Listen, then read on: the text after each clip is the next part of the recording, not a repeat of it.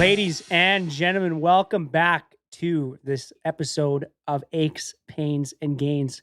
In this episode here, what are we? Episode 17? This might not be 17. 17 or 18? Maybe. Doesn't matter. We're back. That's the important part. That's right. In this episode, we break down the full experience of the 2025 Canadian National Championships in Moose Jaw that was earlier this month. From a rough motel stay and last-minute stress to big performances on the platform, we cover the highs and the lows and everything in between. We also look ahead for the upcoming plans for the Bridge City Classic. And that's it because I just got some information on that. But I'm your co-host, Danny Heinz. And over there, my boy, we got... Thomas Johnston. Hell yeah. The other co-host. The other co-host, my bad. The main host, some might say. It's possible. Folks, if you enjoy this podcast or you're new here, just a reminder to please rate, like, share, and or subscribe from wherever you're listening so we can get this podcast into more people's ears. Also, if you're interested in coaching, www.bridgecitybarbell.com is the location you want to head to for all your coaching needs. Or you can reach out to us at Bridge City Barbell YXC on Instagram. You can also send us messages on Instagram at achespainsandgains.podcast. If you got questions, you got episode requests or feedback, we're open to it all as well. All right, Danny, shall we kick things off here with segment 1? Yes, sir. Just the classic aches, pains, and gains. All right, man. You want to lead this one? Yeah, sure. So aches, pains, and gains. So there's actually quite a bit to go through since our last episode. Since then we've had the national championships that were in Moose Jaw. So obviously a lot of our training and everything was peaking towards that. But I swear to God, man, it was like the world was against me. The universe, some would say, that would be against me leading into nationals. You also got married. Oh, shit. Yeah. Yeah. So. All right, hold on. Let me backtrack even more. So February was probably the most, I don't want to say like stressful month, but like it was just the most stuff happening. You can call that stress. So February 1st, me and my beautiful wife, now Amanda, we got married. Amanda Heinz. Yeah, that's gonna be. I still struggle to say. I know it's kind of weird to say that. Yeah. But yeah, we got married February 1st, and it was a beautiful ceremony. Weather, on the other hand, was not so beautiful. It was quite chilly and quite shitty. Like minus 50. With the wind chill, probably, honestly. Yeah. But yeah, so that was definitely like a wrench in the training for sure. Fuck gets married in February. You know how many people complained about that? Why don't you get married in fucking like August or like July where it's nice out? No, we picked literally the most brutal month in Saskatchewan to get married. One of the worst weekends of this winter too. Yeah, that was actually, it was probably one of the worst for sure. Yeah. But yeah, so we got married. So that was definitely like an added stressor. Hurdle. I don't want to say hurdle, but like just definitely something else to think about during training. For anyone that's gone through the wedding prep process, I think they understand the amount of stress and anxiety and all that goes into it. It is just a day, but my God, there is a lot that goes into that one day. Yep. Wouldn't want to do it again, personally. No. That's a one and done for me. One and done for sure, yeah. And then, after that, I had a bunch of extra training to do with like high angle rescue and stuff like that because I'm kind of a big deal. Taking up some other roles and positions at work, but so I had to do that as well, and then kind of help run the Sask Powerlifting training camp for nationals that was coming up. So kind of organizing and getting that all ready for the athletes, and then nationals itself, which was Bridge City Barbell was sent. I think it was like 22, something like that, athletes to nationals, which was a pretty big deal, and majority of those athletes, it was their first nationals. Stress was high.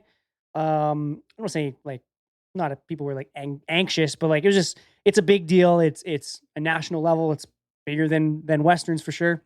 Mm-hmm. And just kind of helping lifters navigate that whole process was, it's just something more to deal with. And then of course I had to compete, and then that kind of brought literally February to a close. Yep. But But yeah, like I said, it was like the world was against me, like for training wise. So on top of all of that, it was like a week out, a little bit more. It was like 9 days or so, 9 or 10 days out. I was hitting my last big squat, 290 kilos, probably the best 290 kilo squat I've ever hit. Like I probably could have hit 300 that day. And I was taking the plates off, unloading it to do my back off sets. And I just forgot how to like walk, took a step, rolled my ankle, fell with the plate. And I like laid on the ground for like 5 or 6 seconds, not moving. Cause I was like, I could feel it immediately, like 10 out of 10 pain in my ankle.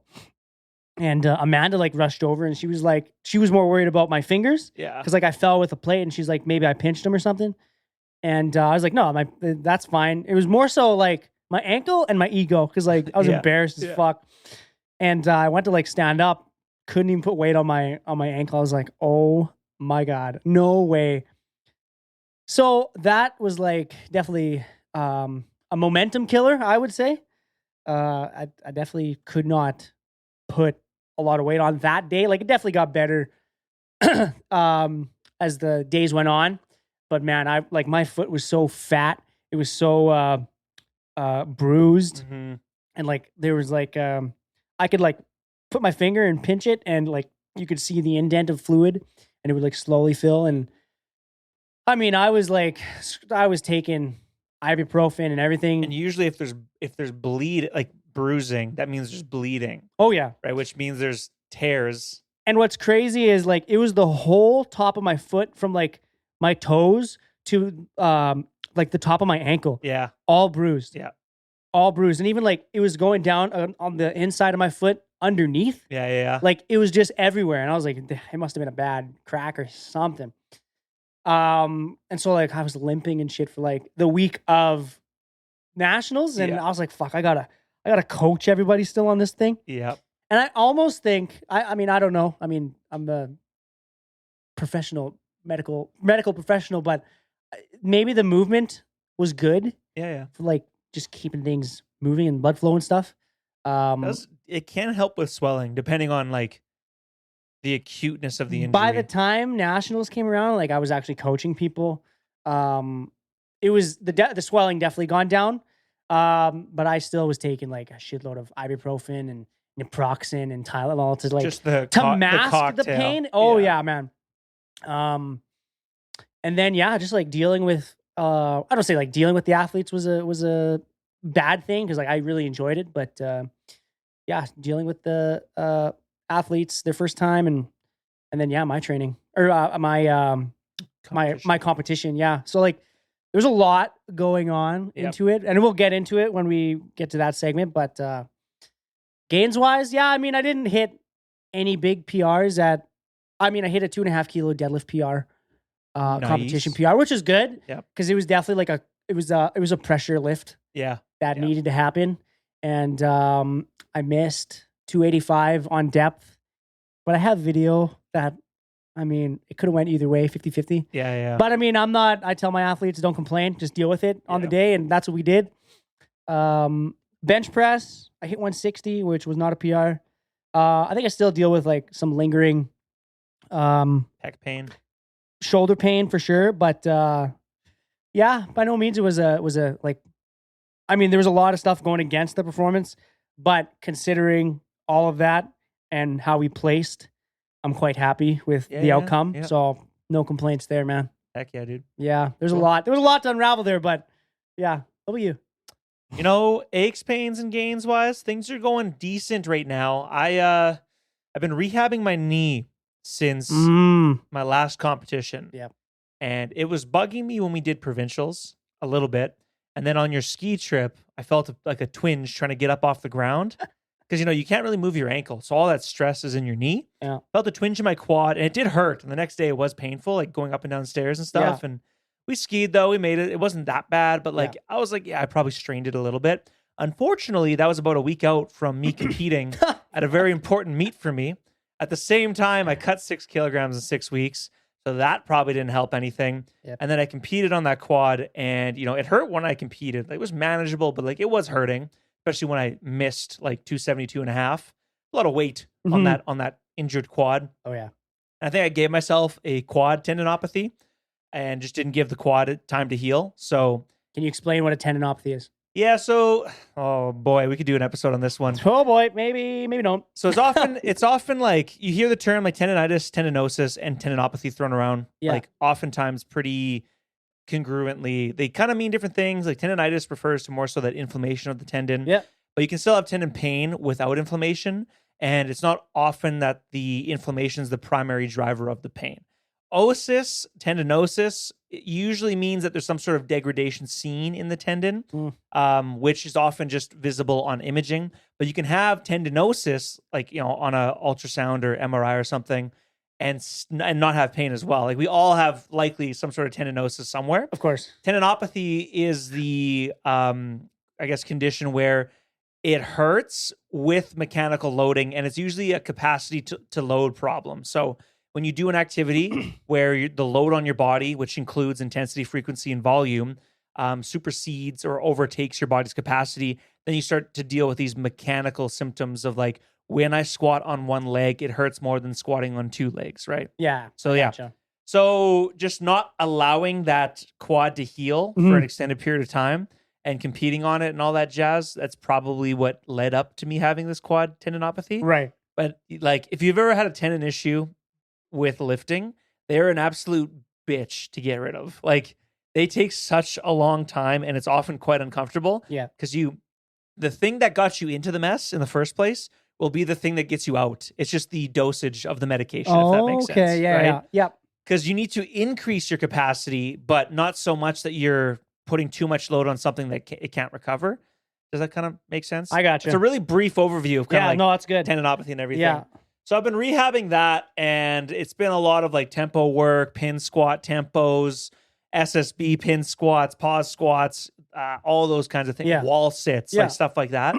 And we're finally like getting there. It still hurts, but like my symptoms, even if they stay the same, I can lift more with the same symptoms, if that makes sense. Yeah. Oh yeah. So if it's a 5 out of 10 pain, I'm lifting more weight, which is like I consider an absolute win. Yeah. So Oh yeah. Absolutely. so that's been going good. Deadlift though has been blowing up. So I was just telling you, I've noticed. 247.5. Yep. For 4 today. Is that a PR? I think that's my best quadruple ever. 4RM, hell yeah. Yeah, I think so. If I recall correctly, I know you've done like 600 for a triple. I've done 600 for a triple. Yeah, I don't know if you've done 4. Like, I don't think I've done a lot of 4s. No, I think I've done 250 for 5 at one point though. Yeah, it was like all this is moot then. Yeah, so this is kind of moot, Yeah. but it's the training's kind of picking up, and like I'm hitting a stride. That's with good. it. That's good. And I was actually excited to go to the gym the last two times I trained, which has been different for me because I've been working as a physio now for a few months over at Mackey Physiotherapy there, and getting into a new job where there's a lot of learning and onboarding, and people come in with these complicated problems, and I got sometimes no fucking clue off the hop, like what's going on. And just using your brain like that for 10 hours a day, it can really wear on a guy, especially when it's all new to you. Like my brain just uses so much more CPU power. You know? Yeah, for sure. The fans in my head are just spinning on overtime, trying to keep my brain cool and keep it from overheating. So yeah, it's a lot. And I haven't been enjoying training as much. I've just been punching the clock. Yeah. But then I started like really focusing on like the accessories and trying to push them forward, having fun with it. I've been doing some like HIIT training as well, just because I don't get as many steps at work. So I'm trying not to die early and that kind of thing. So focusing on some other things has made it like a lot more fun for me. Nice. And yeah, so like progress is, it's happening. There's gains are happening. Love that. But just there's rehab gains, and then there's the more, performance gains. You know what I mean? The ones you want. The ones you really want. Yeah. So Sweet. yeah, it's overall not too bad. But yeah, that's pretty much everything for me, man. Hell yeah. Well, should we dive into segment 2, the motel from hell? Oh my God. Okay.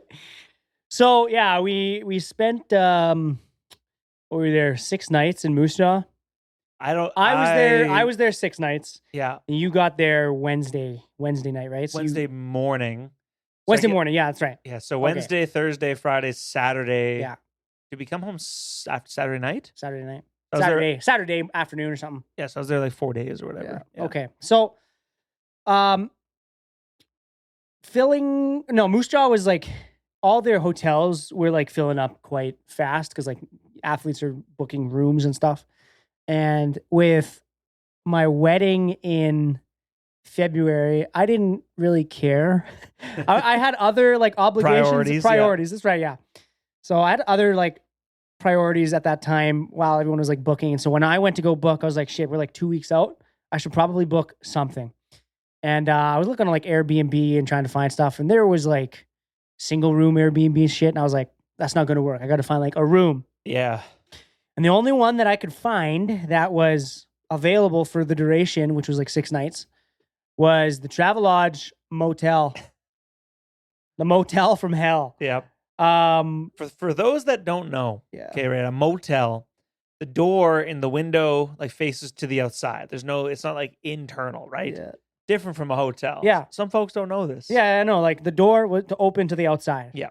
So, which I mean, like, it didn't bother me. I didn't care. That like it's whatever. For what we're paying for, and where we are, like that's what we need. And it had a kitchen, and had everything. Like, it had the full, or it had a stovetop and a fridge. Yep. You know, and a microwave. Yeah. Yes. So it had all the necessities. I was like, okay, perfect. This is gonna be sweet. We're about like a 10-minute drive from the venue. We're laughing. And I'm staying there the first night, and it was actually me and Jalen stayed there the first night. Our bench press athlete, and no issues. We was quiet. He slept in the back room. I slept in the front. Quiet. Nothing happened. I got up early the next day to go coach.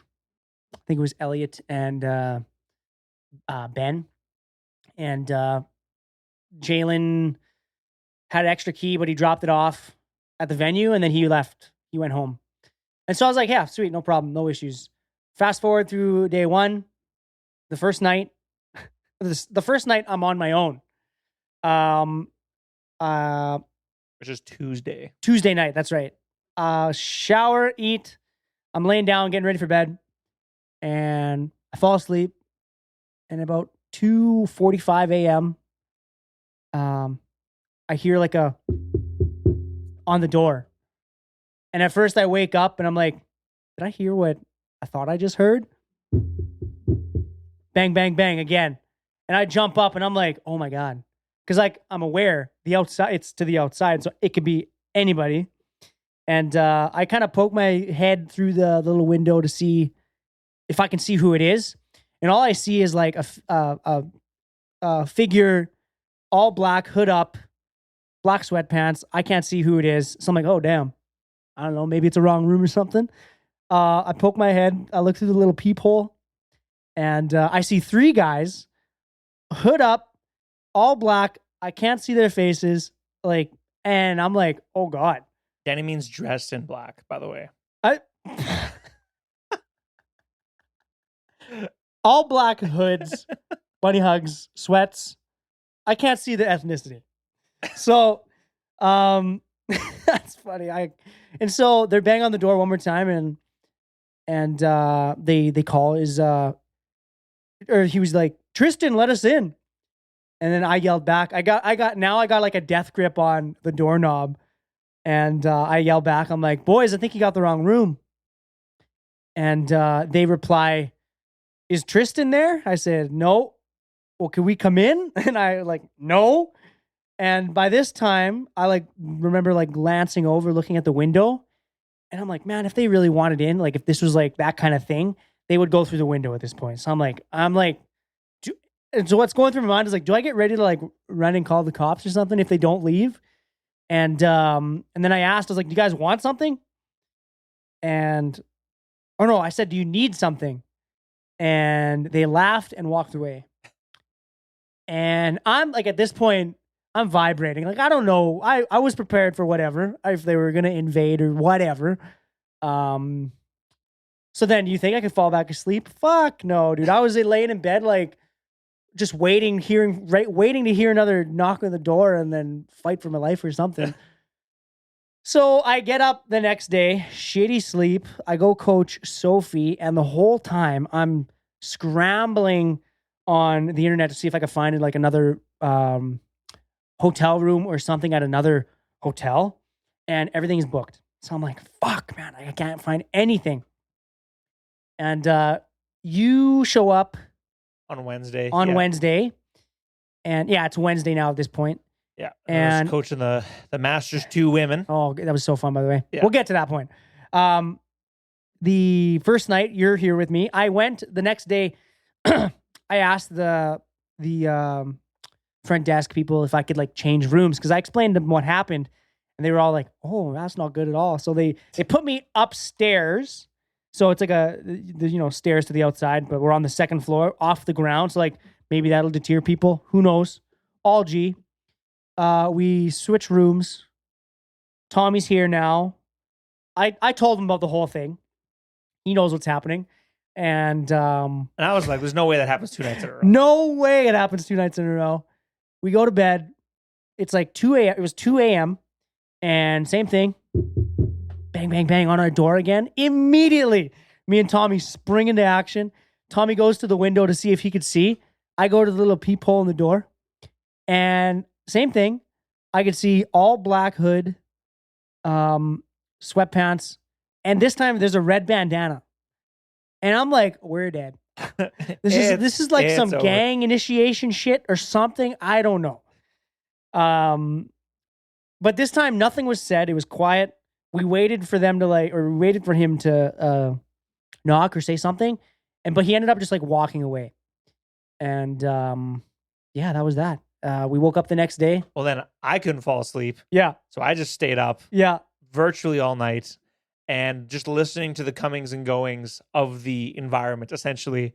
And I could hear a door, a couple doors down, opening and closing every 30, 45 minutes or so throughout the whole night. Yeah. And I was like, that's kind of weird because like between the hours of 2 to 6 a.m., there's usually not a lot going on. Not usually, yeah. And then in the morning, I was getting ready to go coach for Thursday. Mm-hmm. I had Masters 1 women and Masters 2 men. Mm-hmm. Those sessions I was coaching in. And then we hear another knock on the door at like 8 a.m. or something like that. And both of us were like, dude, what the fuck? Like, yeah. What is going on? So I answered. I didn't even throw a shirt on, nothing. Just open the door, just all hairy chested, Italian, just all of it out, right? And this woman is there. Yeah, just very sickly looking. I'll just leave it like that. Yeah. You know what I mean? Looks unwell. She looks me up and down and she goes, I got the wrong room. I just nodded and she just walked away. Yeah, Tommy didn't say a word. I didn't say a word. And then shortly after, I was driving to the venue, and as I was backing out, I saw the same girl leaving one of the rooms a few doors down and just walking very briskly away from the motel. So I don't know. I think somebody was selling a little something nearby, you know? Either selling a service, soliciting a service, yeah. or selling some type of product. Who knows? But it was hands down the worst stay I've ever had. And yeah, I was pretty friggin' exhausted that whole day. Oh yeah, coaching 2 sessions on like, I would say maybe just a couple hours of sleep because I went to bed around like midnight or so. Yeah, like it. You hearing that? Yeah, what was that? What are you messing with there? Okay, I'm not gonna touch this anymore. My bad, on me. We're getting audio issues. I think we're still coming through those. So we're good. That's good. Yeah. Anyway, that was the motel from hell. So let's dive into some athlete highlights. Let's jump into that stuff. What do you got? So I had in my mind we could just kind of break this down day by day. But we'll just like kind of highlight the bigger, I don't want to say bigger, more notable ones, but like the ones that were our highlight performances. Yeah. So like on Sunday, it started off, we had Jalen Nelson, our bench phenom, Daniel Thrasher, Derek Van Gool, all do bench only nationals. It was all their first nationals. Yep. Daniel Thrasher had a really good performance. He put up 180 kilos, which was enough to win him gold in his class. So that was awesome. He was pumped for that. And he was all like, so how do I make the national team here? And I was like, well, you just got to apply for it and whatever happens, happens. So we'll see if he's able to make the national team there with Jalen. Because Jalen also put up 157.5 157.5 at 66, which was not a PR, but it was 2.5 kilos under his PR, which is pretty good because he's already on the national team to go to Norway for Bench Worlds. So we kind of set up training. So like we didn't want to like truly peak here. We want to like save that for when we go to Worlds. So to put up 2.5 kilo under PR, we were pretty happy with that. And then Derek Van Gool, his first nationals as well. He was in a pretty stacked 93 class, but he put up 165, which was enough to make podium, get bronze. Out of like 4 or 5 guys, I'm pretty sure. So that was pretty sweet. We were kind of like, I remember we were like jostling position and we put in 165, just enough for him to make podium and bump the other guy down. And the other guy missed. So yeah, that was pretty sweet. Nice. Yeah, it was good. Yeah. And then who else was anyone else Sunday? I think that was it for Sunday. Monday, we had our sub-juniors, Elliot Faffard and Ben DeFighter, who are Tim's athletes. He was unable to attend that. So your boy stepped up and had to handle them. Coach another couple sessions. And Elliot, I wish we could somehow like show his squat, but his I think it was a PR of like 175 kilos. Probably one of the ugliest squats I've ever seen, but bro, he just stuck with it and dogged it out, and it kept moving up. The bar didn't drop once, and I bet you the bar was at like a 40-degree angle on his back. But he kept going, and then he stood up. Everything straightened out. Fucking got the rack command. He got it. That's crazy. 3 whites. Yeah. And even RPE 12. Oh my god. Yeah, it was insane. And then he was in a pretty stacked weight class. So I don't remember the exact position he left in, but I think he was far off from podium. But fair enough. The squat PR was pretty down. Pretty hype way to get it. Cool. Yeah, absolutely. Then Ben DeFighter, I think he was dealing with like a injury of some type. So his deadlift was not. He was like nursing his deadlift, and he switched to sumo also. But he put up a pretty big squat of 235, which matched the provincial sub-junior record at 93. So he's pretty pumped about that. Whether or not we could have done the extra 2.5, that's for debate because it looked like I think 235 was like a perfect call. So again, it was also pretty stacked 93 junior class. But again, that 235 squat was pretty good. And then the afternoon I was helping Russell Agnew, our resident equipped lifter. And if you've ever like watched equipped lifting, it's pretty like intense to watch. Yeah. Just because it's so like they're handling weights beyond what their like raw body can handle. And so to see them handle, just way more is stressful. Well, I'm trying to think. We'll call it stressful. Just because like, your technique has to be so precise and honed in. Because like one bad misgroove, motherfucker, it's game over. It's one thing to misgroove with, 70% of your raw max, but to misgroove like 70% of your equipped, which is like 110% of your raw max. You know what I mean? Yeah. It could be a lot more catastrophic. Like your forearm folding in half. Oh, well, that's what I'm leading up to. So yeah, like Russell, he's pretty easy though to handle because like he does his knee wraps himself. Like usually because like a coach's for equipped lifting, you get 2 coaches in the back just for I don't know. I don't know the reason why, but you get 2 coaches. And so you'll see like teams, it'll be 2 guys wrapping knees to get like super fucking tight. Whereas Russell, he does it his own. And I don't know the benefit, to be honest, like why you would self-wrap versus, well, I guess you would self-wrap so that how, because like if you're doing it yourself, you know how it's going to fit on you and you can make sure it's in the right spot. Whereas if you have like another guy or two guys wrapping your knees, it might not be the same on each side, and Yeah. it might not, be perfect. But Russell's very easy. All I had to do was help get his straps up for his squat suit, and it was pretty chill. But squats were good, and then bench press. We were actually battling. Well, I say battling. The guy whose arm exploded. Yeah. They were in the same weight class. Right. And this guy, I think he put up, I can't remember what his opener was, but I think it was his second bench press. It was like 330 kilos.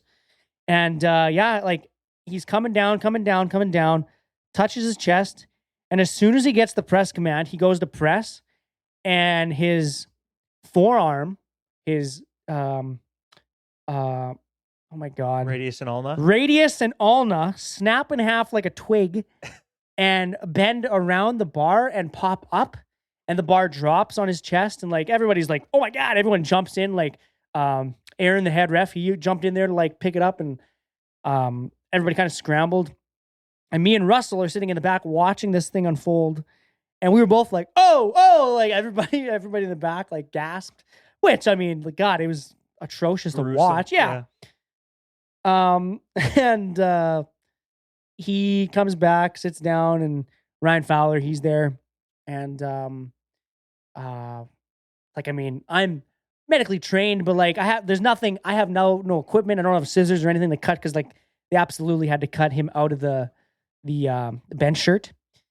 Then there was another guy there that had like a industrial first aid kit, who kind of took over. They moved him over, and they called an ambulance, and he went to the hospital. But I looked at Russell, and I kind of jokingly said, I was like, well, that opens the door for us. All we got to do is not bomb out on deadlifts. And sure enough, I think he pulled 280 or 275 to solidify a total and get on podium. And that was that. So Russell, I say we got gold, but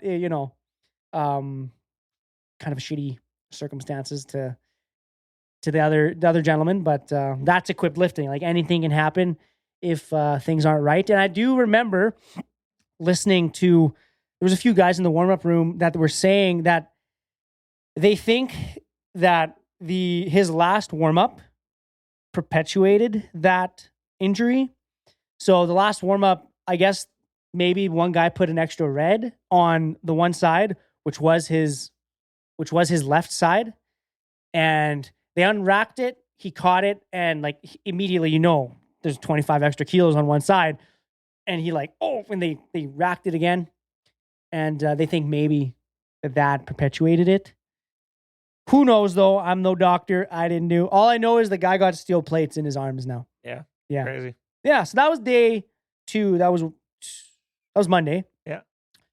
Then Tuesday was probably the most stressful session I've ever coached in my life, which was the 93 juniors. That was with the franchise himself, Theron Farthing. The Ron Farthing. So, and man, I don't know what we were doing right, but we were doing something right. His training, everything, no matter what we did, weight on the bar just kept going up, and particularly for squat. And we were at a point, like his last training session, he hit like 305 at like fucking 8 RPE, bro. Like, it was just cruising so fast. And we were like, holy shit. So like that, and the national record was 305. So it was 305. And so our plan was to take the national record, but there was another kid, Caden Thompson, I think. He was like he was the number 1 seeded guy for the 93 juniors.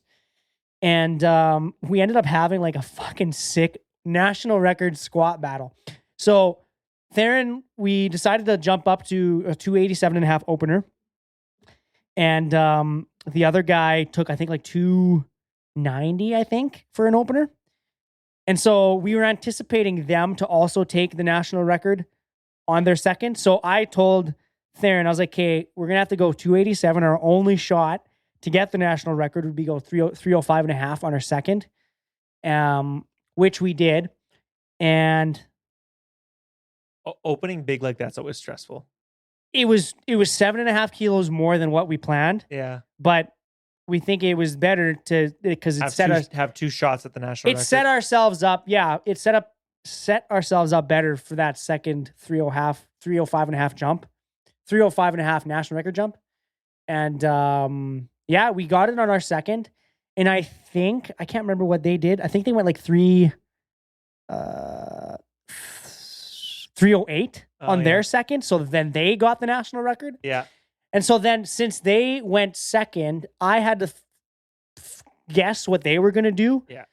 So we put in 317 and a half for the national record.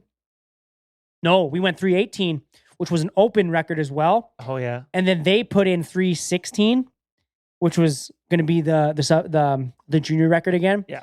So we were going to follow them, forcing us to take the bigger jump. To take the bigger jump, and if we wanted the national record, we had to get it.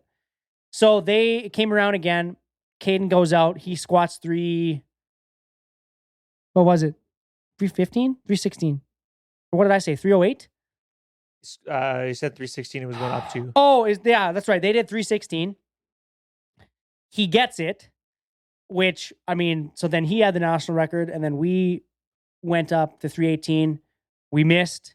So then the national record went to Caden, which was crazy.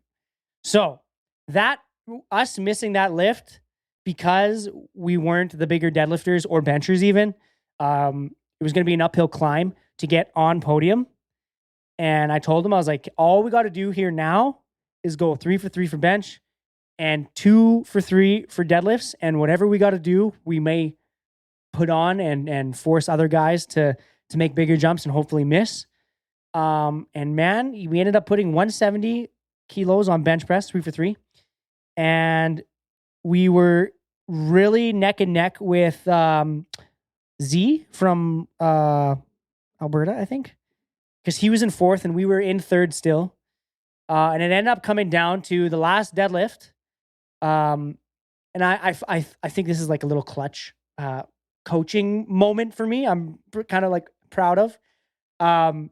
So Z was loading up 287 and a half to he loaded up 290 to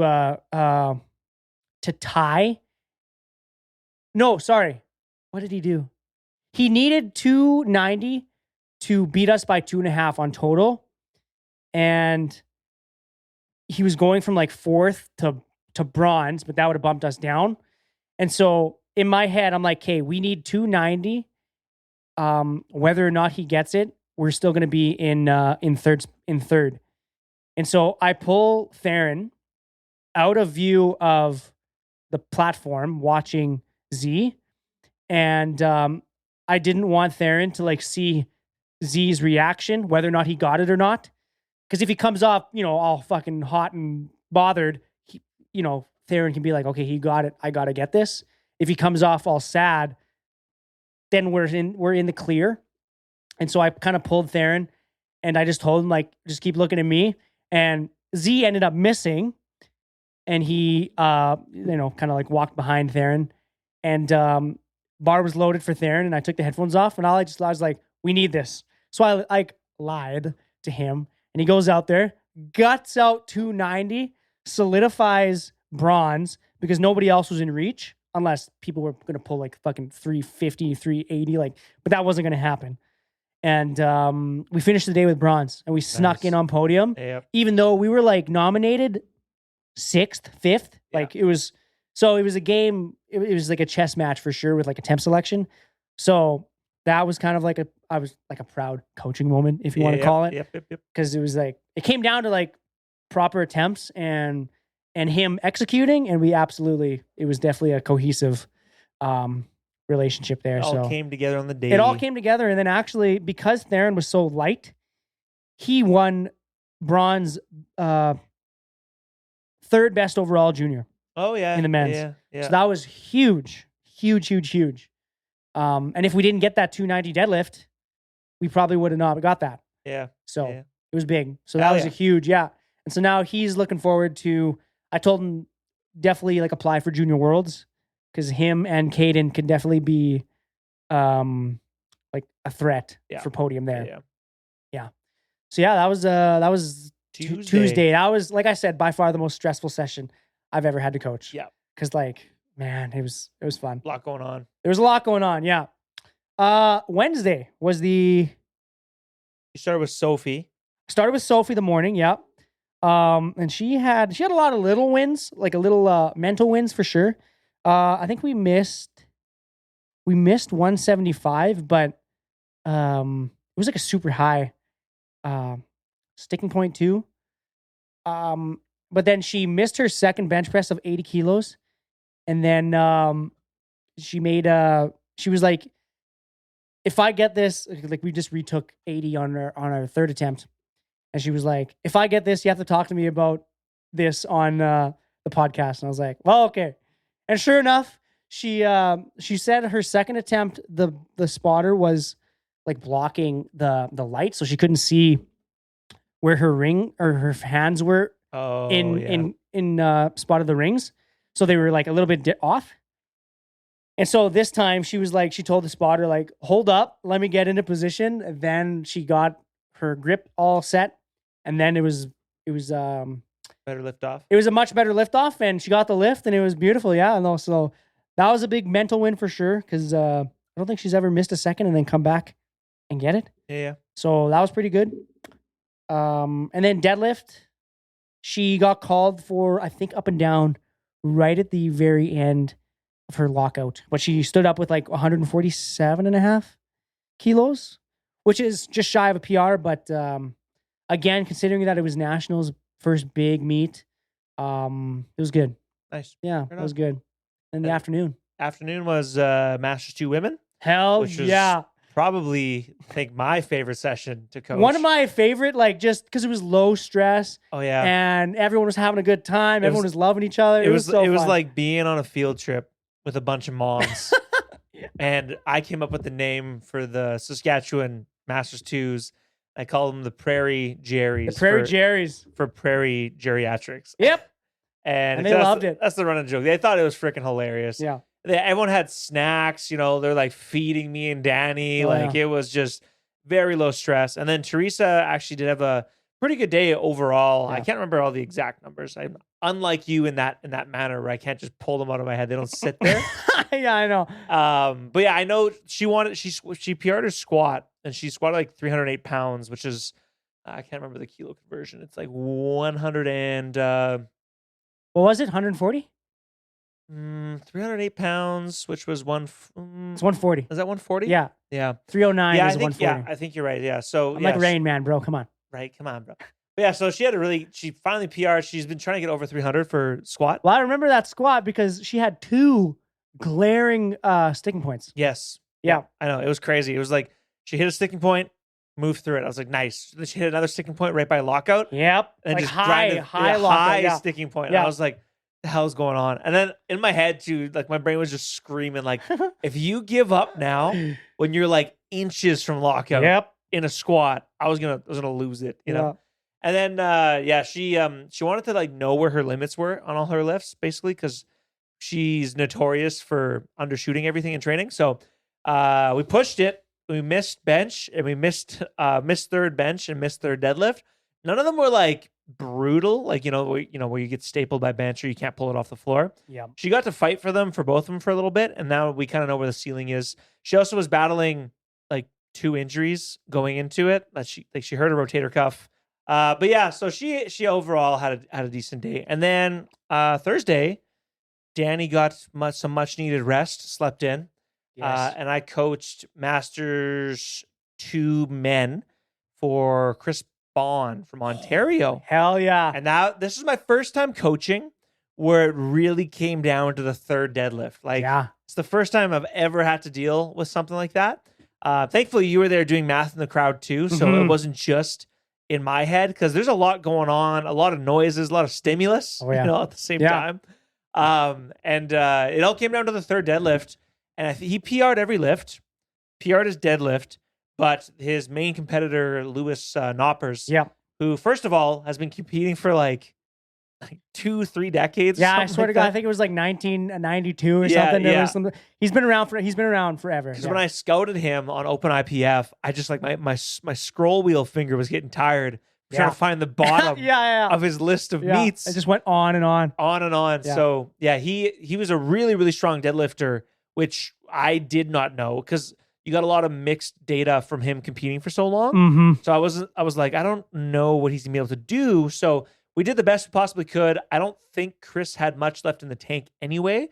And then Lewis smoked his third deadlift. So Yeah, I think no matter what, Lewis was pulling He had more. enough. He Yeah. had enough to do whatever he needed to. Yeah. It Um. was kind of cool after like Lewis came off because we were all watching the back. And then, it happens. I look at him, I was like, well, you got silver. And so it was his first nationals ever. Yeah. He got a silver medal and he got the national bench press record. Yep. Which was all pretty cool. 143. Yeah, 140. Yeah, 140 something. 143, and then you guys went like 145 and a half or something. Yeah. And he missed it again. Missed it. Yeah. So we were like, well, we'll try to chip it up a little bit more. So we have left in the tank. And yeah, no matter what, try to use that the chip. Yep. To your advantage. Just solidify it. But good. it was definitely I think Chris missed his third squat. Third squat and third bench. Yeah, and third bench, which puts us in a tricky position when it came to the deadlifts. Yeah. Right? Because it was like, well, now we got to really pull. When you're going up against a big puller like that, you have to go like 8 for 9 or like 9 for 9 to put that pressure on him to do something that really he might perform well. Yeah. Yeah. So yeah, that was a really fun experience for me. I learned a lot about myself as a coach. Putting in bluffs and literally putting in bluff numbers and stuff. Yeah. Yeah, it was a good time. That's the most fun I think I've had in terms of the competition side of things. That's what I mean. Really dialed in. I feel like we've both grown a lot as coaches, like game day coaching. Oh yeah.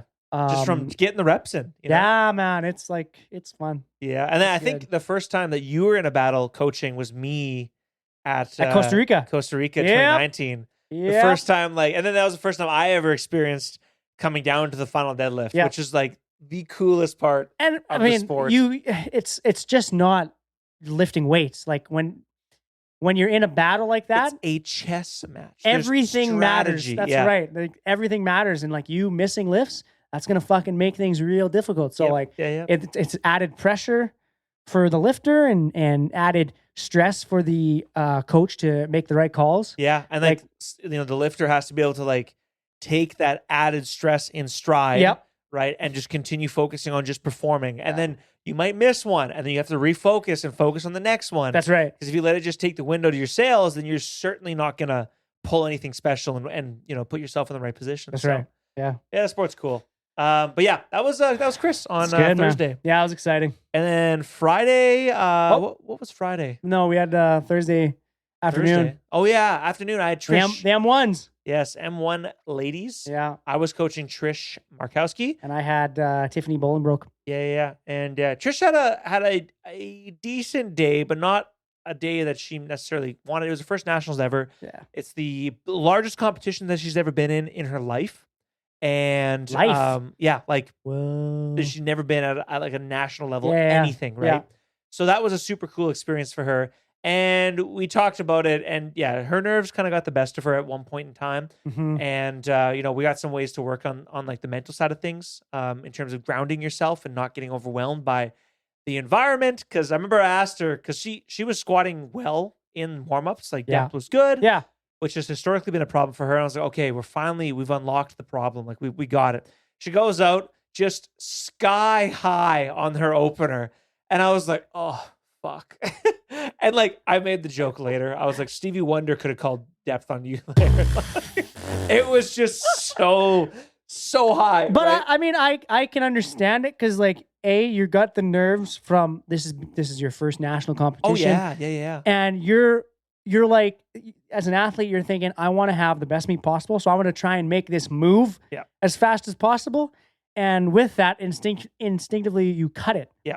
To try and make it faster, try to move it faster. And make it easier, right? And make it easier. Yeah. And I understand that. And I asked her, what was going through your head when you walked out there? And she was like, well, I was thinking about hitting depth. And then, I walked out there and I was thinking about all the commands. And I was thinking the lights were really bright. And I was like, wow. There's a lot to think about. So I gave her a cue when she went out for the second. I said, just focus on the knurling in your hands and break the bar over your back. Hell yeah. Just do that. Everything else will happen. Focus on the physical. Yeah. Yep. Just ground yourself. Find a way to like bring it back to just like the external environment and like, or like just like the thing you have control over. Yeah. I actually got that tip from Bryce Lewis, funny enough. Oh yeah. Because Bryce is really into that like psychological part of the sport. Yeah. But yeah, he said he'll give like lifters the cue of just squeezing their fists sometimes. And like just focusing on that sensation can keep your mind from just wandering, right? Because sometimes people go out and lift and they're just spaced out and they'll jump commands or just like, die under the bar because they just didn't brace or something, or just not do their, I don't know, weird stuff like that, right? So yeah, the mental side of the sport is super interesting, especially for squats, because like squats is always the one where I think everyone interprets the highest level of threat. You know what I mean? Oh yeah. Because like that's the one that you could hurt yourself the most on, I think. Yeah. Because bench, like there's safeties, there's spotters. It's usually not that heavy, and it's like relatively way less than way squats. Less. Yeah, and then deadlift, you just put it down, or you don't pick it up. You just drop it. Yes, right. There's never real danger there unless you fall back with it. But no. Yeah. And then the added stress of like usually squats set the tone for the day. Yes, is how I kind of view things. But yeah, it's very true. Yeah. And then how was the your session that you're coaching? Oh, Tiffany for Tiff. Yeah. Oh, she was doing great. This was our first big meet together as coach and athlete. I've handled her because she's from BC, so majority is online stuff. But I handled her at Last Chance like for the first time, and we've been like coach athlete together for like 2 years now or something like that. Yeah. So like we have a good rapport and good relationship, everything, but it was fun to like bring that to like fruition in person at Last Chance. I don't know what's making this ticking noise. Yeah. I don't know. Hopefully it's not coming through the mics. Anyway, continue. But yeah, this is our first national championships, and she like Trish did have nerves, but this wasn't her first nationals. I don't even know. No, it's absolutely was her first nationals. That was her first nationals, and she had a goal. Like she's one that's kind of tricky because I'm all about like I want to give you the athlete like less to worry about. Yeah. So let me handle the attempts. And as a coach, like I want to like a goal is to usually go like at the total. The total is what matters. Yeah. Nobody cares about the individual lifts. But she is so numbers driven with I want to hit this, I want to hit this, I want to hit this.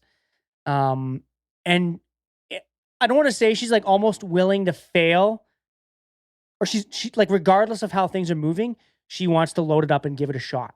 And I understand that, but just know that if you miss, that takes away, I think, from your other lifts. 100% it does. Yeah, because like that's a lot of extra fatigue that you've accumulated because of the miss. That's going to take away from, and it kills your like psychological momentum. Well, and it's a momentum killer. Absolutely. It was Matt Gary's like game day coaching guide or whatever. Like he talks about, is it Matt Gary? Yeah. Yeah. He was saying that if you miss a lift, you're statistically more likely to miss another lift that day. Yeah. So when it comes to building a total, like going 9 for 9 is like pretty much optimal, right? Yeah, absolutely. Yeah.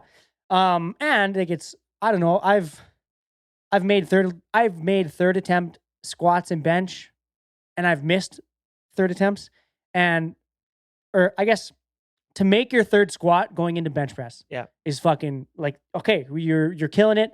You're riding a momentum. Yeah. To miss your third squat going to bench press, you're like, oh, you're so deflated. You're tired. Yeah. Like it's such a, your back cramps. It's such a mood killer, bro. Yeah. So I so we just had to like have a conversation beforehand. What do you want to do? And we'll talk about it. Yeah. And I gave her the option to either load up, which was like 280, which is like 127.5 kilos, which is what she wants, no matter what. And the way things are moving, I was like, okay, we'll give it to you. Like, I'm fine with that. It could be there, it might not. We'll find out. We weren't really in contention for like podium. So like it was whatever. But I told her like if we were in contention and it was going to be a battle, 9 for 9 is what we need. I will be in charge of attempts. But because there was that like a little bit of leeway, I was willing to just like let her have it. Yeah. And it actually got like super close. Yep. It again like super high sticking point, and it just didn't have enough to finish. But she like she stepped off, and she was in a really good like headspace about it. She was like, "I'm glad it moved farther than I thought." Blah, blah, yeah. So I was happy with that. Bench press. I think we missed our third bench press. Which she always laughs because she loves deadlifting, and she's like, "I don't care. I just want to deadlift." So I'm like, "Hell yeah!" And then I think I don't remember, but we put in a big deadlift for her and for her third attempt, and it's a gut sesh. Like it was such a hard grind, but she stood up with it. Nice. So it was good. Yeah, Yep. she was happy with it. Cool. Yeah, it was fun. And then Friday.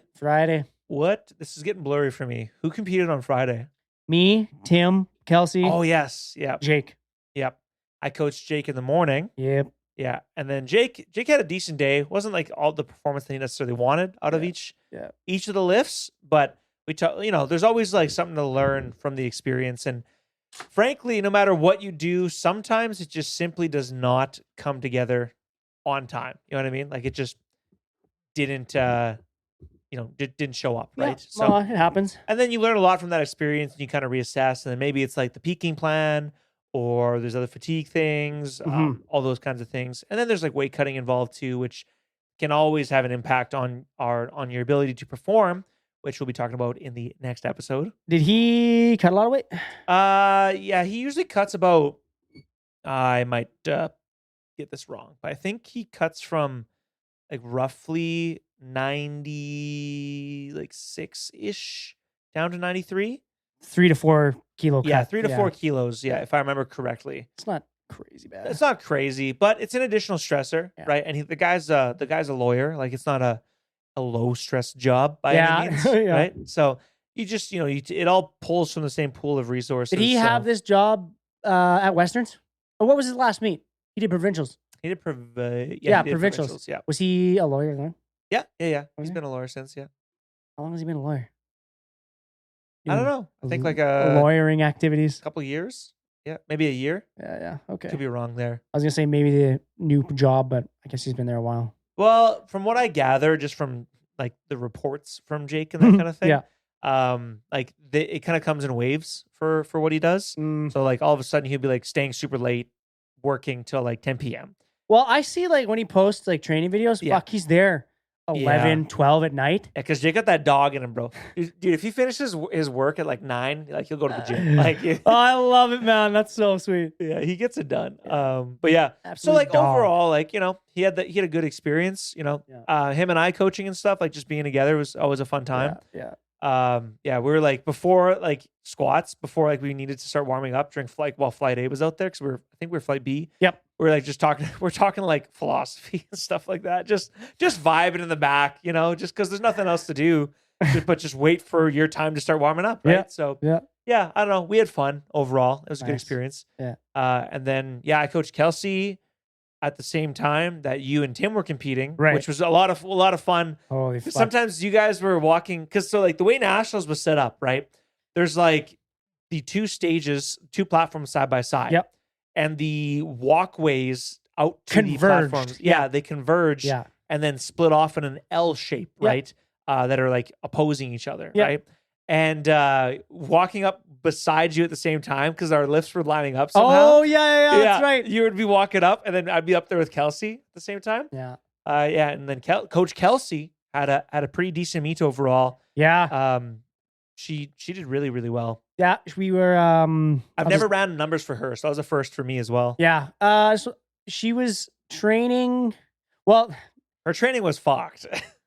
Ever since she went to Mackie, like I feel like her workload has just been like she's sky high. She took on a lot. Yeah.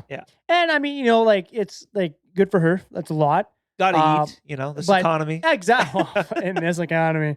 Training definitely I don't want to say took a backseat, but like we had to adjust a lot. Yeah. And good for her. She made it work. We were still like, doing our typical peak, like numbers were still going up. It was just like Draining. it was just so taxing for sure. Like the external stressors. Yeah. And we had the conversation because she was originally going to go 63. Right. And I think she would have been just a touch more competitive at 63, rightfully so, because she still has a wicked deadlift, which is really good at 63.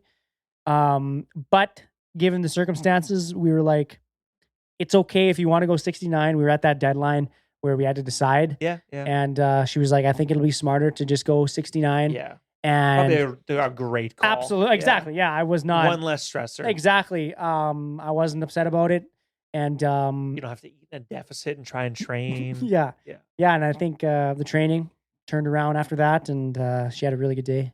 I think she PR'd everything. I think she did. She no, she didn't PR her deadlift. No, but, right, because she missed her third deadlift. Yeah, because it was an up down. which is, But she still locked it out. Yeah. So that's it was 195, right? Yeah. Yeah. It was crazy. Yep. It was definitely a gym PR. Yes. Yeah. So I mean, like in my heart, she got it. So oh yeah. Good job. That's our training PR for sure. Yeah. Yeah. For the deadlift. Yeah. But and then the 83. The 83 men's was open. Pretty cool. Yeah, dude, that was fucked. So there was like going in the number one spot. Ben Langley was pretty like solidified. Like he was looking pretty damn strong. Like he put up a 775 total in like October. So we were all thinking, fuck, he's gonna like put up 800. And I was talking to him before nationals, and he was saying we could put up 800. That's the goal. Because that would be, I think the national record's like 801 or 800.5 or something. And he's right there. That's fucked. Yeah. And there was a lot of talk about like these like matchups going into nationals.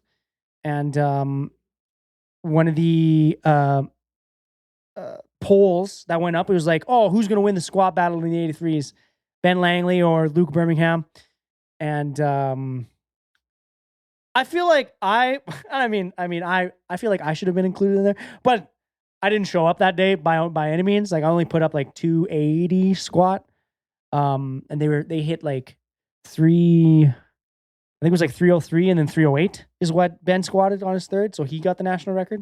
Do you think coaching all week impacted your squat? Hold up, son. I'm going to get into it. All right. So like I said, going back, there was a lot of like factors that went against me, I think, going into this. I didn't mention this before, and this is, 100% I'm to blame because I was the one that got myself there. So after the wedding, before the wedding, like in January, December, my body weight was pretty damn good. I was sitting at like 86 and a half, 3.5 kilo cut. Man, that's nothing. I was so good. I was like, oh, this is gonna be so good. Coast through the wedding. Fuck no, who coasts through a wedding? I was so fucking heavy after that wedding, man, with all the alcohol, the food, and all the leftover food that we had from the wedding. Like I was going to eat it up. I'm not going to let it go to waste. Like the pre and post events. Yeah. Right? Oh man. Like it was just nuts. It's like, I think I went up to I was like 88 and a half. Like I was so fucking heavy. Yeah. And so the week of, I was 6 days out. I stepped on our scale in the bathroom and I was 193 or 194. I was 11 pounds fucking heavy. And I'm like, oh my God, this is going to be a fucking grudge match. You weigh yourself in pounds? Yeah. Why? That's just, I don't know how to, I'll be honest, I don't know how to change I don't know how to change the unit on my, on your scale. On my scale, yeah. Right. Yeah, fair enough. So I was 194 and I was like, oh my God. Like, and I'm not going to not make weight. Like, I don't see myself ever not being able to make it. Because I'll just sit in a hot tub or I'll just sit in a tub and sweat it out for the rest if I have to. Yeah. But I was like, man, this is going to be a battle. And I kind of I bought all my groceries. I created a spreadsheet. I got everything laid out. I'm like, hell yeah, this will be good. And did my gut cut. Everything was going really good, and I made weight, which was fine. But to go from to have that big of a fluctuation in weight absolutely affected performance. Like, there's no doubt in my mind. Like, everything in the back room felt like shit, man. Yeah. Like, regardless of how much electrolytes and fluid you can intake after, your stomach can only take so much. Yeah. And like, I had a stomach ache the whole day. Yep. After weigh-ins, just because like I tried to like force fluid down, and even then, man, with all of that, we still got silver, which was pretty good. So leading up, I think, and all the coaching, I was definitely like exhausted by the time I got to compete. A couple nights of bad sleep. Yeah, like, and I mean, I that's just the circumstances I was given, and it happens. It happens, yeah. Like, it's no one to blame but me and the people knocking on my door, but that's neither here or there. So yeah, and so leading up to nationals again, I was talking about those matchups. There's actually another podcast that was doing like a preview show of the classes, and in the 83s they had like Ben Langley was number 1, Luke Birmingham was number 2, and Anthony Din was number 3. That's who they figured was going to come out on top. And didn't even mention me. And I mean, I don't know. It definitely put a chip on my shoulder for sure. I was definitely like, these fucking guys don't fucking, what the hell? Like, I've been around forever. I'm by no means weak. I put up 735. I'm right there with these guys. So on the nominations list, there was 3 guys at 735, 2 guys at 720, and then like a couple guys at 700. So like, my God, that's a very tight gap for everybody to be fighting for podium. And it came down to just like making attempts and putting guys in awkward positions to pull or not pull what they need. And it came down to, so I squatted 280 on my second attempt and jumped to 285 on my third, missing it on depth. Now, whether or not depth was there, I mean, when in doubt, it should go to the lifter. But I got the video package footage from Top Set Media, and they got like the perfect angle. And I'm like, man, that could have been depth for sure.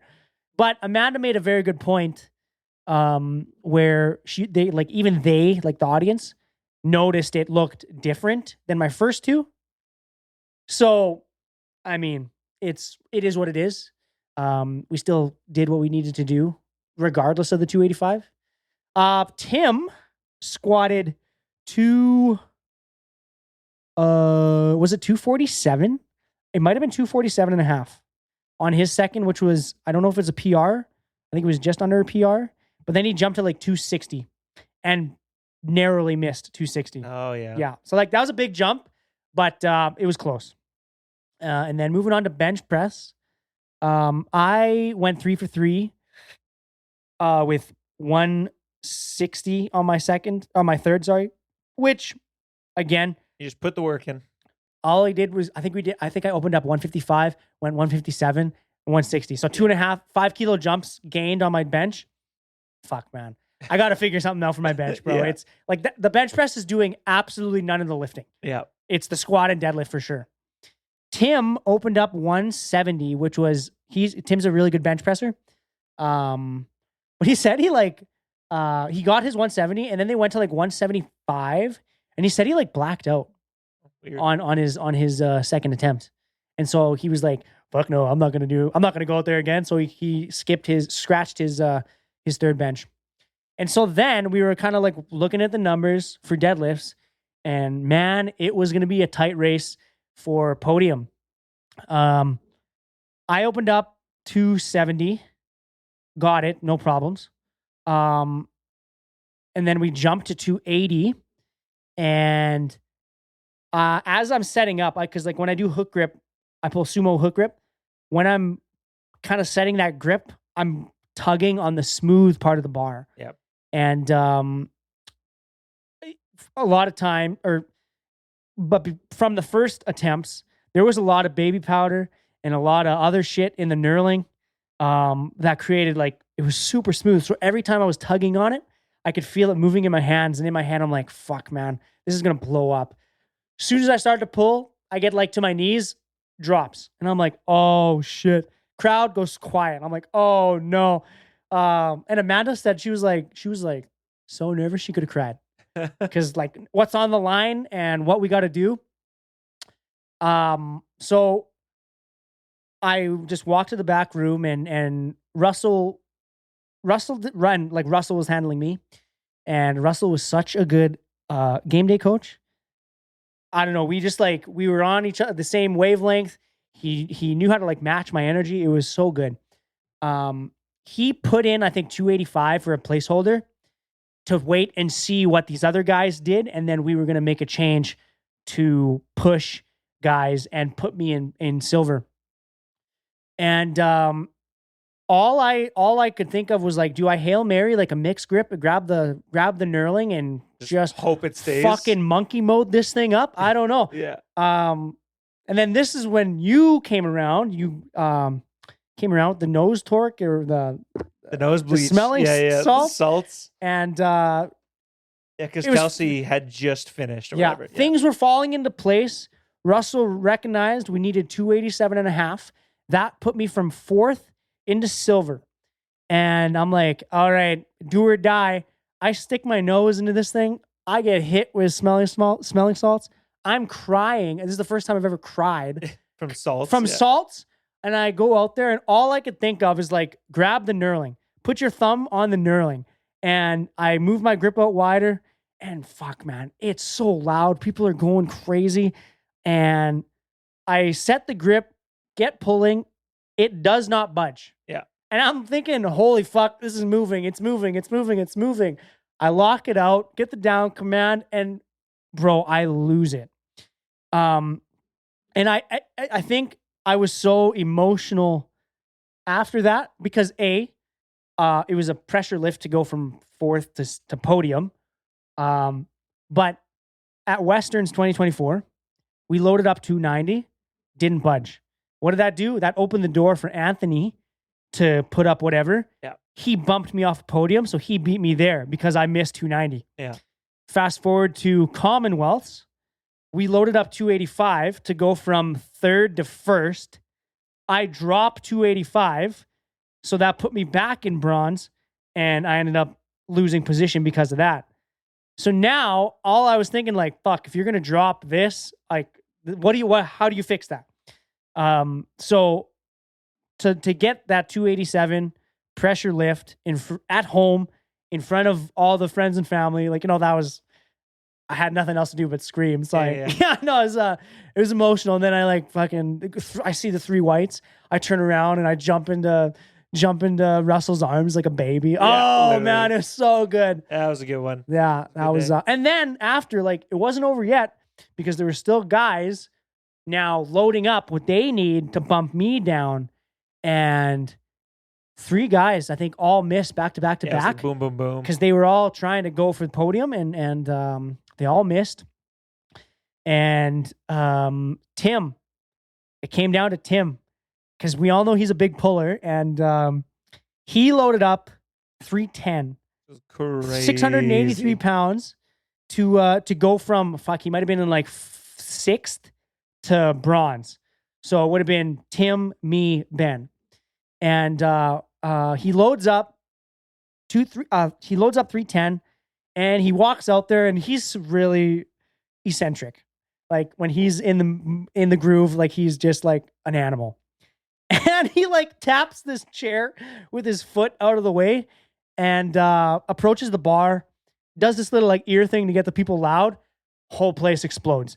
Now he sets his grip, and when Tim is setting his grip, he like tugs on the bar quite a bit. And some refs perceive it as that's him making his attempt.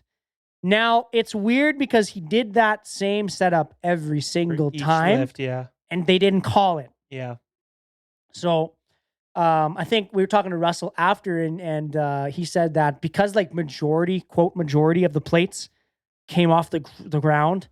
And it could have just been the fact that he was a little bit more like psychologically prepared for this one. Yeah. Because again, what was on the line, he may have tugged it a little bit harder and the weight jumped off.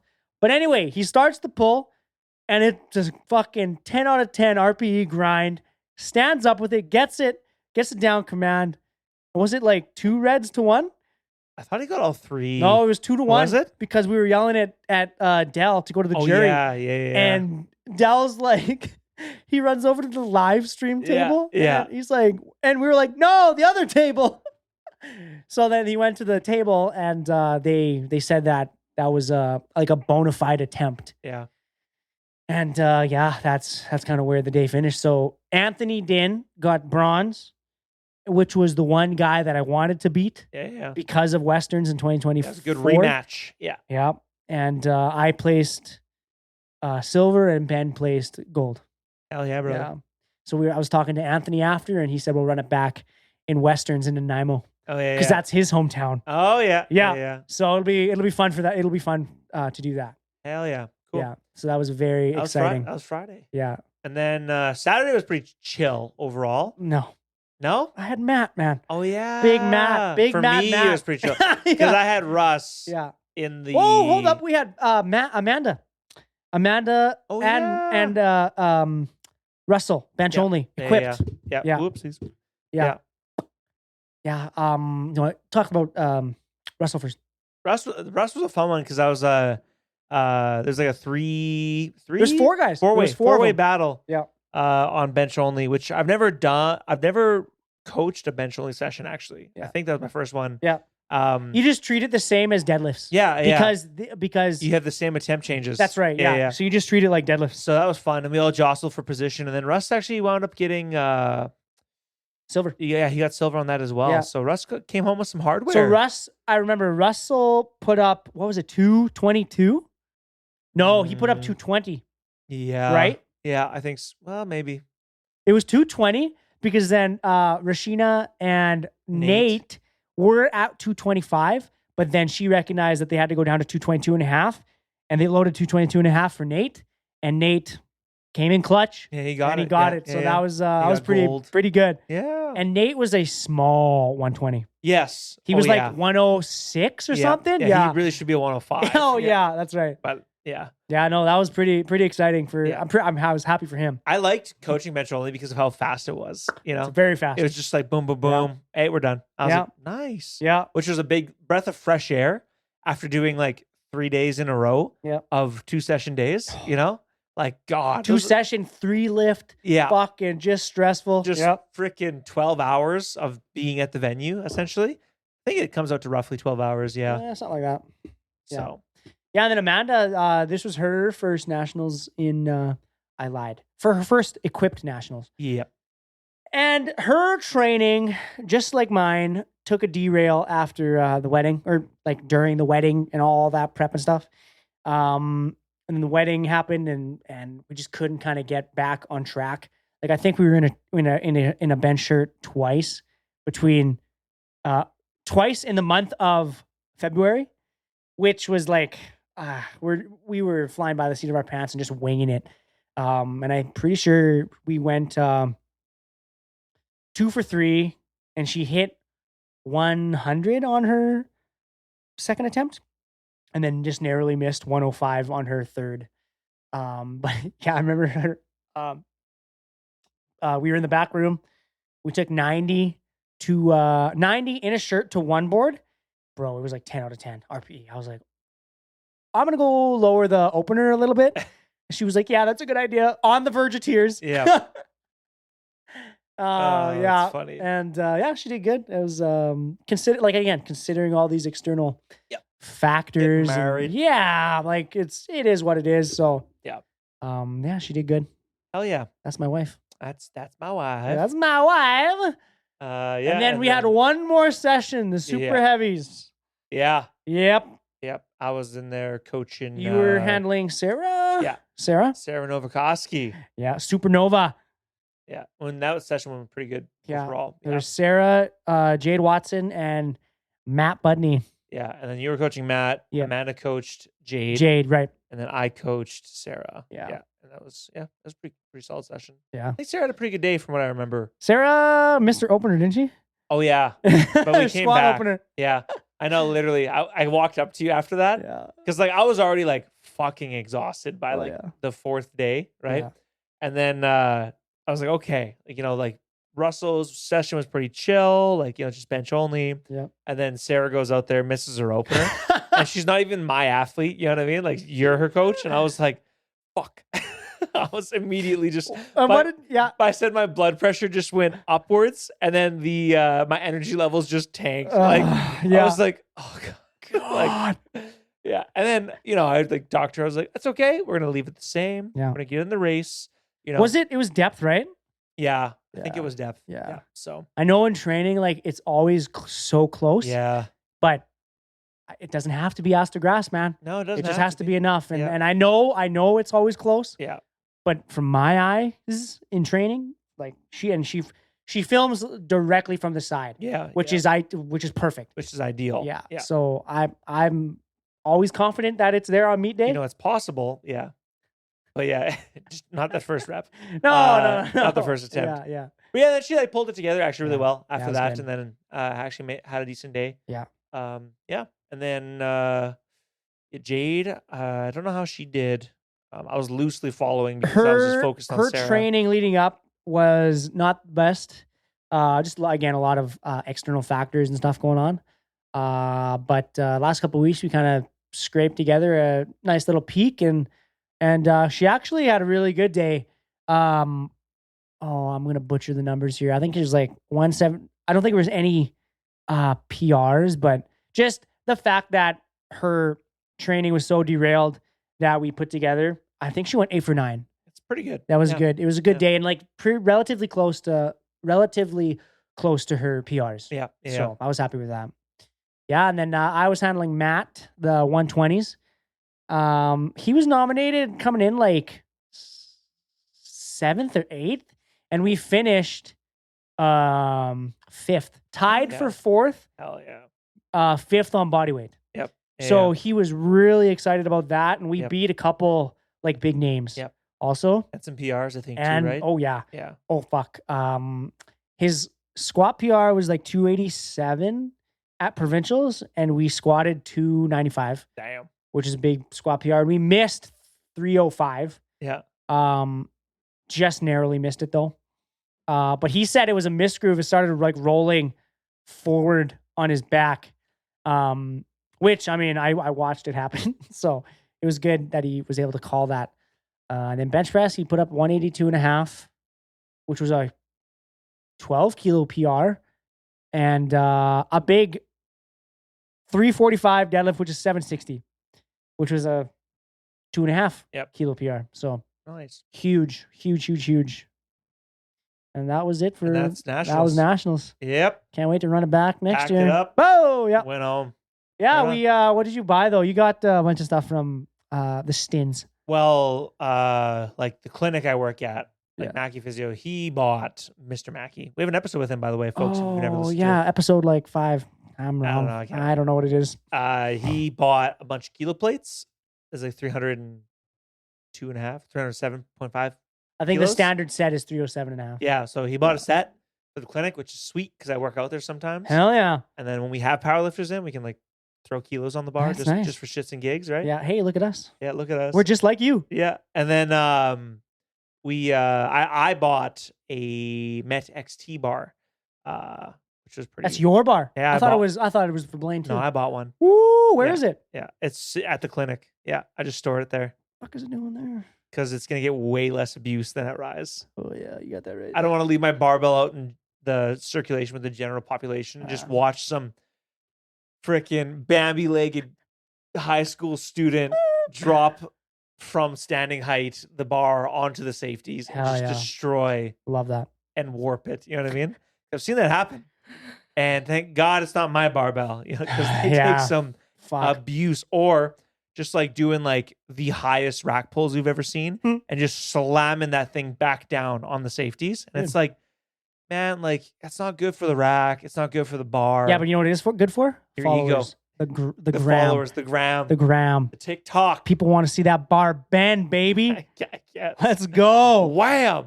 Ever heard of Eccentric? No. Nope. I've never heard of her. That's good. Anyway, let's probably leave it there for this episode, my friend, unless you had anything else you wanted to add, Danny.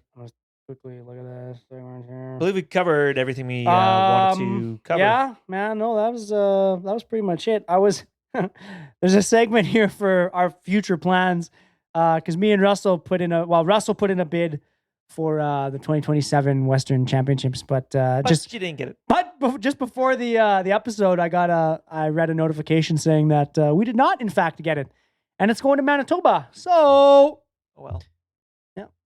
Well, with that, folks, we're going to leave her there for this episode of Aches, Pains, and Gains. Thank you so much if you made it this far and enjoyed. If you enjoyed it, like it, share, subscribe, all that jazz, wherever you're listening.